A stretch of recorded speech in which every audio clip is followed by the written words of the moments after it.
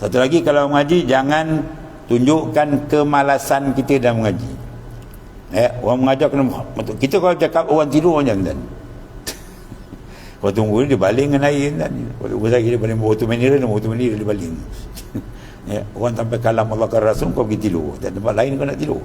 Tu adab pun jaga tu. Dan satu lagi paling jaga kena adab, jangan tutup kitab lagi guru tak tutup kitab. Di sekarang kampung banyak ni. Tok guru tengah baca kitab, tengah sedap urat ni, dia tengok jam. Macam beruk orang tu. Apa tu tengok jam?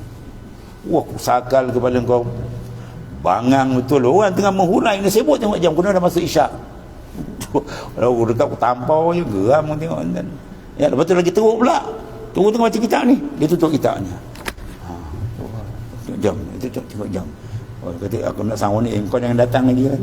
Kalau kena imam untuk gua nak apa sawak Muslim Muslim, kau jangan datang lagi, aku tak tengok muka kau lagi. Dia lagi garang kan. Tu adab. Orang hurai kau pergi tutup kitab. Maknanya siapa dah habis masa lah, cepat dah berhenti. Jenis bebal ni. Bebal, bangang, tolol, campur bangang. Cukup lengkap ada tu. Tak jaga adab. Tu kena jaga. Habis dah tu. Kena bahawa sekalian perkara-perkara itu mencederai akan membesarkan ilmu. Lagi teruk lagi, Tok Guru buka kitab, dia buka WhatsApp. Aku kalau ada macam ni murid, aku murid dunia akhirat. Aku buka kitab, kau buka WhatsApp, kau mesej, aku kau murid. Putus dunia akhirat. Wang hajab tiadab tu. Orang baca kalamullah, kau main mesej. Tak payah.